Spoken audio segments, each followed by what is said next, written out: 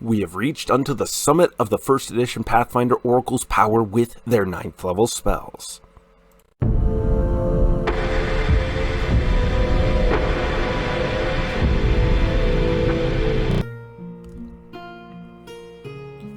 Hello everyone, and welcome back down here to the Gamer's Den with me, your host, Jordan, your Master of Lore and Storyteller Extraordinaire, bringing you the 9th level spells for the 1st edition Pathfinder Oracle. We have reached the summit of their powers, and like any good spellcaster with that full spellcasting progression, the 9th level spells are ridiculously powerful. There's very few problems that you will not be able to solve with any one of these. I mean, so many things become possible, and this is just in addition to everything that you get from your revelations, delving into the mystery that you've chosen. You have become truly, absolutely, terrifyingly powerful.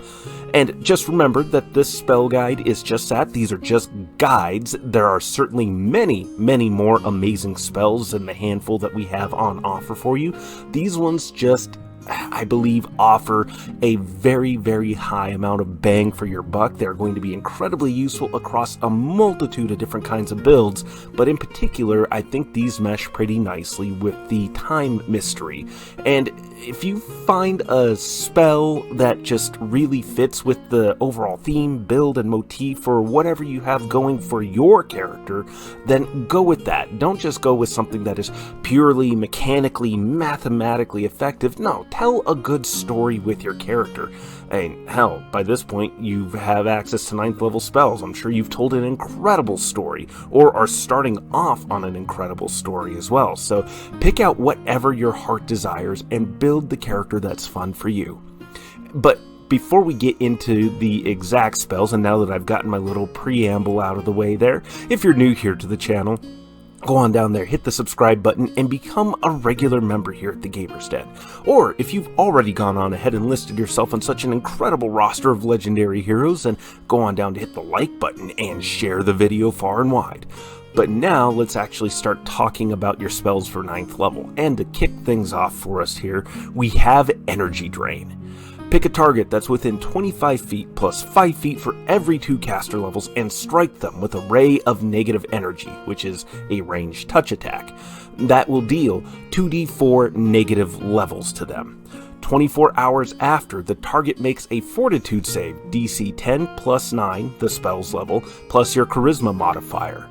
On success, the negative level is removed. On failure, it becomes permanent. Now, if you use this on an undead target, this will give undead 2d4 times 5 temporary hit points. That's pretty pitiful for this level. But the important thing is here is that you're inflicting negative levels on a target, and this doesn't really offer a save until after the fact. Far, far after the fact, and these have a chance of becoming absolutely permanent on them, because they have to make that save for each and every negative level. So you can do a lot to drastically reduce the effectiveness of any opponent that you strike with this. That's amazing. This is a great spell for you to have, and will be useful regardless of the target. Although ideally, pick the ones out that don't have as good of a fortitude save. Good fort saves could be hit or miss, especially at this high level. You're going to find a lot of creatures with good will saves, but creatures with good will saves tend to not always have the best fortitude saves, especially spellcasters. So nail them with this spell and watch them just crumble before you and your allies.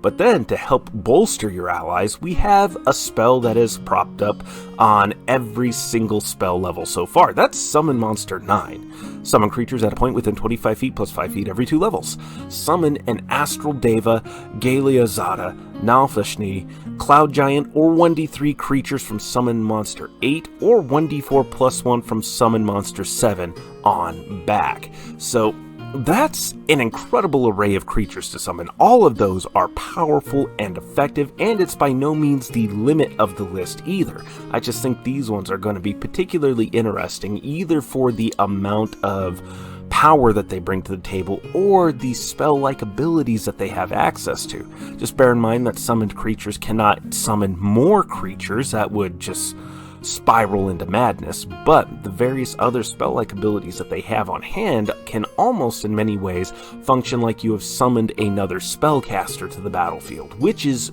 great.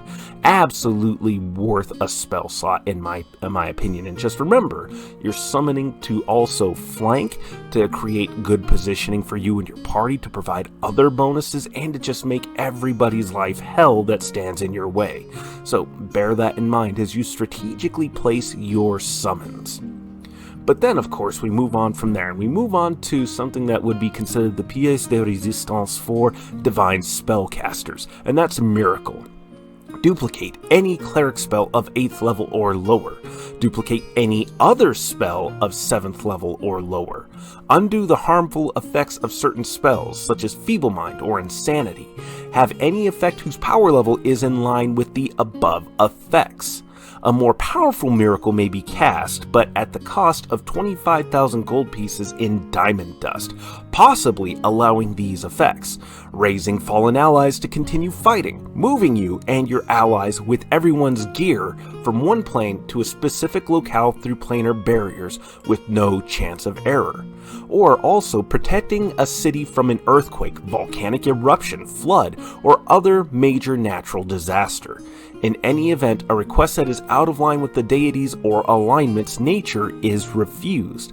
So, with that being the major restriction there, is just something that is in line with a deity's alignment, you have a lot of leeway with the spell. This is amazing, and this is basically Wish for divine spellcasters. A number of other spells that you can replicate with it, while they are of significantly lower level and therefore power, still adds a great deal of utility in your back pocket there. And just the number of other things that you can do. Protecting a city from a volcanic eruption? Holy crap, that's incredible. That's amazing and easily worth the 25,000 gold piece diamond dust cost. It's not a spell you're going to be casting every single day, certainly not its more upgraded version, but goddamn. I mean, literally in this case, wow, it's just going to take a little bit of imagination and working with your DM, but you can accomplish a lot with this spell, and this is amazing, so definitely keep this one in mind. This should go onto the spell list of any Oracle. Absolutely a must-have. And then we come to a spell that's interesting, because normally I don't really get on board with blasting spells a whole lot. It's Polar Midnight. At a point in 25 feet plus 5 feet every 2 caster levels, you plunge a 30-foot spread into icy darkness for 1 round a level. Illumination drops 2 steps, only down to darkness. It doesn't create supernaturally dark areas. And creatures in the area take 5d6 cold damage and must make a fortitude save or lose 1d6 dexterity. Creatures that don't move on their turn become encased in ice, equivalent to a wall of ice, and helpless, unable to breathe. Corpses in the area longer than 1 round are transmuted to solid ice and can't be revived short of true resurrection, miracle, or wish. As a move action, you may move the area up to 10 feet in any direction. So, it's a blasting spell, but it's also battlefield control, and it's also a significant debuff as well. And the fact that the blast does cold damage rather than fire is actually pretty handy. It's only 5d6 points of damage, but it's a damage type that's not resist at anywhere near as commonly as fire damage is. So that's pretty great. And then to top it off, you're affecting dexterity, which is just a prime stat in Pathfinder, or Dungeons and Dragons for that matter, because dexterity affects defense, initiative, a bunch of skills, reflex saves, just so many things that just become tanked and nigh on useless if you're tanking the target's dexterity score. And this is actually a really, really good spell, and the fact that you can move this around, albeit only 10 feet per round, but you can still do a lot of harm with this particular spell. So definitely something worth looking at and really thinking about having, especially since you can trap opponents that don't move out of the area, or at least don't move a little bit, because if they just stay still, if they stay standing in one place, they're stuck. and they're helpless, and they're unable to breathe. And then if you use this over an area with corpses, particularly the corpses of enemies that are significantly powerful, and leave this over them, well, now it's become even harder to bring them back as they transmute into solid ice. And you can add on dramatic effect with either you or another ally going in there and absolutely obliterating and smashing the ice sculpture that has just been formed. Really, really cool, very thematic, very evocative of so many kinds of different images, something great to have. And then we come to a spell that no divine spellcaster should be without. It's True Resurrection. Now, this is not a spell you will use in the midst of a fight. This takes 10 minutes to cast, and requires a diamond worth 25,000 gold pieces. This functions as Raise Dead, except you can use it on a creature that's been dead for 10 years per caster level, and is able to bring back creatures whose bodies were destroyed, so long as you can definitively identify them. Their time and place of birth or death are the most common means.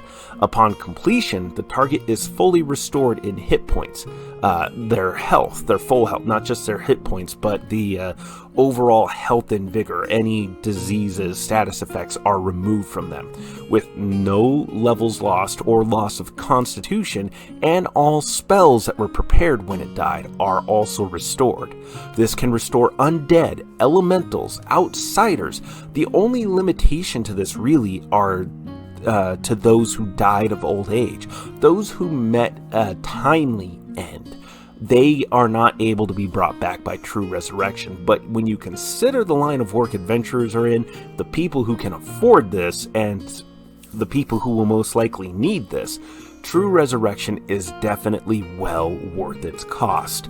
Although again, it's not one that you're going to be using all the time, but it's certainly worth considering having on hand. Definitely a worthwhile and incredibly useful spell. But of course, it's not the only useful spell. None of these spells are the only useful ones. There's so many, but we'd be here so long going over every single last one and trailing down even to the ones that are just kind of okay. And compared to a lot of other spells, especially further down the spell list, 9th level spells that are just kind of okay are still going to be massively powerful, especially considering their lower level counterparts as well. And like I said earlier in this spell guide, these are just guides. This is just handy tips and suggestions based off of the math and the mechanics of these spells. If you see something that just absolutely fits what you're going for, or that you just adore or love for whatever reasons you may have, then go with those. Also, depending on the kind of campaign, some spells that are just kind of okay become massively much more useful, so bear that in mind as well. But of course, what do you think? Go on down to the comments below and let me know your thoughts. Did you like today's video? Did you dislike it? What spells might you recommend, or have you found it just be absolutely amazing? Go on down to the comments below, let me know your thoughts, hit those like or dislike buttons, and remember, if you're new here to the channel, go on down there, hit that subscribe button, and become a regular member. But with all that said, I've been your host, Jordan, your master of lore and storyteller extraordinaire. Thank you all so very much for your time, and you all have yourselves a good night.